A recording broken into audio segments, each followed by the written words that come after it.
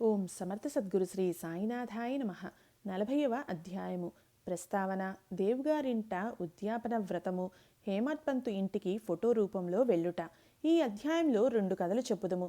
దహనులో BV Dev గారింటికి వారి తల్లి ఆచరించిన ఉద్యాపన వ్రతమునకు బాబా వెళ్ళుట. బాంద్రాలోని హేమాత్ పంతు ఇంటికి హోళీ పండుగ నాడు భోజనమునకు పోవుట. ప్రస్తావన. శ్రీసాయి సమర్థుడు, పావనమూర్తి.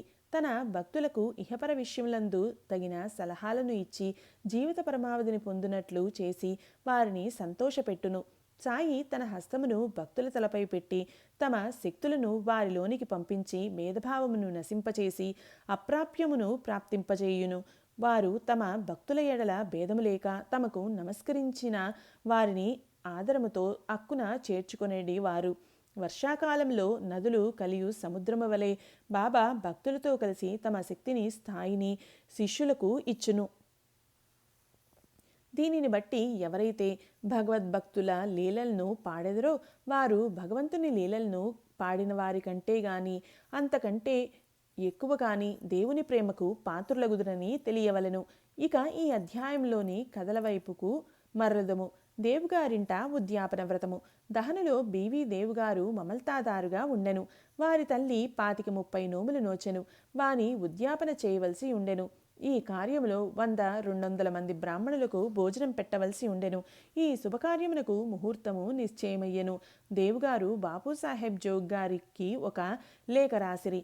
అందులో బాబా ఈ శుభకార్యమునకు దయచేయవలననియు వారు రాకున్నచో అసంతృప్తికరముగా ఉండుననియు రాసెను. జోగ్ ఆ ఉత్తరము చదివి బాబాకు వినిపించెను. మనఃపూర్వకమైన విజ్ఞాపన విని బాబా ఇట్లనెను: నన్నే గుర్తుంచుకుని వారిని నేను మరువను. నాకు బండి గాని, టాంగా గాని, రైలు గాని, విమానము గాని అవసరము లేదు. నన్ను ప్రేమతో పిలుచువారి యొద్దకు నేను పరిగెత్తిపోయి ప్రత్యక్షమయ్యేదను. అతనికి సంతోషమైన జవాబు వ్రాయుము. నీవు, నేను, ఇంకొకరము సంతర్పణకు వచ్చేదమని వ్రాయుము. జోగ్ బాబా చెప్పింది దేవుకు రాసెను. దేవుగారు ఎంతో సంతసించిరి. కానీ బాబా రహతా, రూయి, నీమ్గాం దాటి ప్రత్యక్షముగా ఎక్కడికి పోరని ఆయనకు తెలియను. బాబాకు ఆవశ్యమైనది ఏదియూ లేదు. వారు సర్వాంతర్యామి అగుటచే హఠాత్తుగా ఏ రూపమునైనా వచ్చి తమ వాగ్దానమును పాలించవచ్చును అనుకొనెను.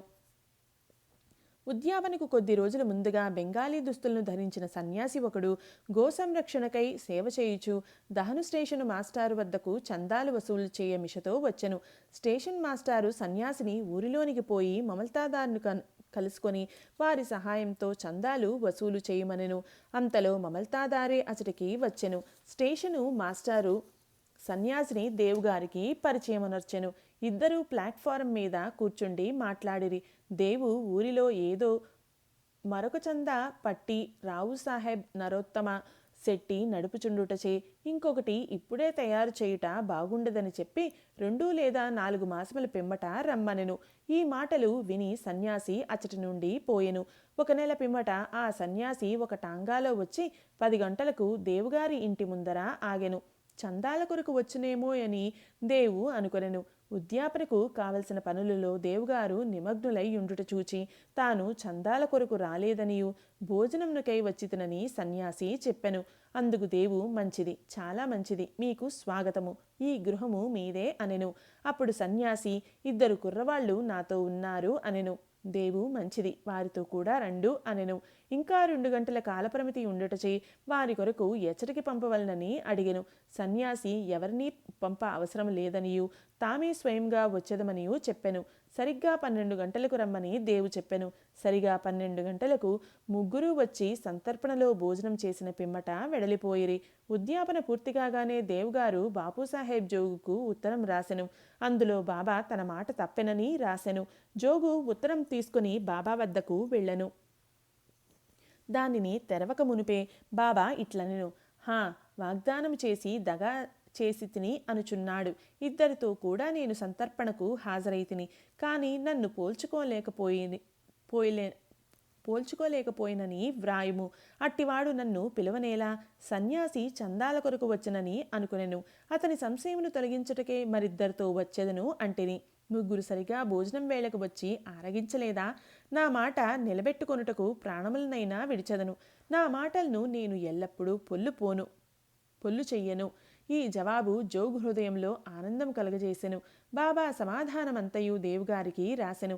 దానిని చదవగనే దేవుకు ఆనంద బాష్పములు దొరలెను. అనవసరంగా బాబాను నిందించినందుకు పశ్చాత్తాపడెను. సన్యాసి మొదట రాకచే తాను ఎట్లు మోసపోయినో, సన్యాసి చందాలకు వచ్చుట, మరిద్దరితో కలిసి భోజనమునకు వచ్చేదనని మాటలు తాను గ్రహింపలేక మోసపోవుట మొదలైనవి అతని ఆశ్చర్యమునకు కలగజేసెను. భక్తులు పూర్ణముగా సద్గురువును శరణు వేడినచో వారు తమ భక్తుల ఇండ్లలో శుభకార్యములను సవ్యంగా నెరవేరునట్లు చూచెదరు అనున్నది ఈ కథ వల్ల స్పష్టమగుచున్నది. హేమాడ్ పంతు ఇంటికి ఫోటో రూపంలో వెళ్ళుట. ఇక బాబా తన ఫోటో రూపమున సాక్షాత్కరించి భక్తుని కోరిక నెరవేర్చిన మరొక కథను చెప్పెదము. 1917 సంవత్సరము హోళీ పండుగ నాడు వేకువజామున హేమాడ్ పంతుకు ఒక దృశ్యం కనిపించెను. చక్కని దుస్తులు ధరించిన సన్యాసి వలె బాబా కాన్పించి నిద్ర నుండి లేపి ఆనాడు భోజనములకు వారింటికి వచ్చేదనని చెప్పెను. ఇట్లు తనను నిద్ర నుంచి లేపినది కూడా కలలోని భాగమే. నిజముగా లేచి చూచుసరికి సన్యాసిగాని బాబాగాని కనిపించలేదు. స్వప్నమును బాగుగా గుర్తుకు తెచ్చుకొనగా సన్యాసి చెప్పిన ప్రతి మాట జ్ఞాపకమునకు వచ్చెను. బాబాగారి సహవాసము 7 సంవత్సరముల నుండి ఉన్నప్పటికీ, బాబా ధ్యానమును ఎల్లప్పుడూ చేయుచున్నప్పటికీ, బాబా తన ఇంటికి వచ్చి భోజనం చేయునని అతడు అనుకొనలేదు. బాబా మాటలకు మిగుల సంతసించి తన భార్య వద్దకు పోయి, ఒక సన్యాసి భోజనమునకు వచ్చును కాన కొంచెం బియ్యం ఎక్కువ పోయవలనని చెప్పెను. అది హోళీ పండుగ దినము. వచ్చువారు ఎవరని, ఎక్కడ నుండి వచ్చుచున్నారనియు ఆమె అడిగెను.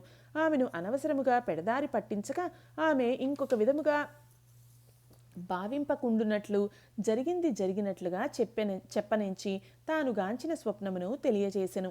షిరిడీలో మంచి మంచి పిండి వంటలను విడిచి బాబా తన వంటి వారి ఇంటికి బాంద్రాకు వచ్చునాయని ఆమెకు సంశయము కలిగెను. అందులకు హేమాడ్ పంతు బాబా స్వయంగా రాకపోవచ్చు, కానీ ఎవరినైనా పంపవచ్చును కనుక కొంచెం బియ్యం ఎక్కువ పోసినచో నష్టం లేదు అనెను. మధ్యాహ్న భోజనమునకై ప్రయత్నములన్నీ చేసిరి. మిట్ట మధ్యాహ్నమునకు సర్వము సిద్ధమయ్యెను.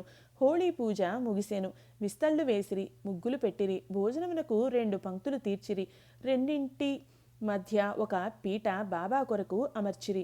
గృహంలోని వారందరూ, కొడుకులు, మనుమలు, కుమార్తెలు, అల్లుండ్రు మొదలుగు వారందరూ వచ్చి వారి వారి స్థలములను అలంకరించిరి. వండిన పదార్థములు వడ్డించిరి. అందరూ అతిథి కొరకు కనిపెట్టుకొని యుండిరి. 12 గంటలు దాటినప్పటికీ ఎవరూ రాలేదు. తలుపు వేసి గొండ్లెం పెట్టిరి.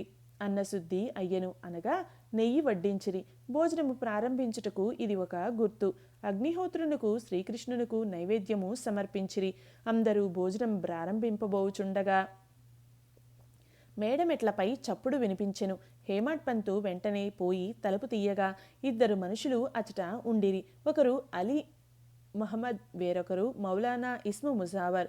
ఈ ఇరువురు వడ్డన మంతయు పూర్తి అయి అందరూ భోజనం చేయుటకు సిద్ధముగా ఉండుట గమనించి హేమాడ్ పంతును క్షమించమని కోరి ఇట్లు చెప్పిరి. భోజన స్థలము విడిచిపెట్టి మా వద్దకు పరిగెత్తుకొని వచ్చితివి. తక్కిన వారు నీ కొరకు చూచుచున్నారు కావున ఇదిగో నీ వస్తువును నీవు తీసుకొనుము. ఆ తర్వాత తీరుబడిగా వృత్తాంతమంతయు తెలిపెదము. అట్లనుచు తమ చంకలో నుంచి ఒక పాత వార్తాపత్రికలో కట్టిన పటమును విప్పి టేబుల్ పైన పెట్టిరి. హేమాడ్ పంతు కాగితం విప్పి చూచుసరికి అందులో పెద్దది అగు చక్కని సాయిబాబా పటం ఉండెను. అతడు మిగుల ఆశ్చర్యపడెను.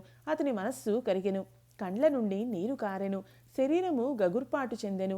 అతడు వంగి పటంలోనున్న బాబా పాదములకు నమస్కరించెను. బాబా ఈ విధముగా తన లీలచే ఆశీర్వదించనని అనుకొనెను. గొప్ప ఆసక్తితో నీకు ఆ పటం ఎట్లు వచ్చునని అలీ మహ్మద్ను అడిగెను.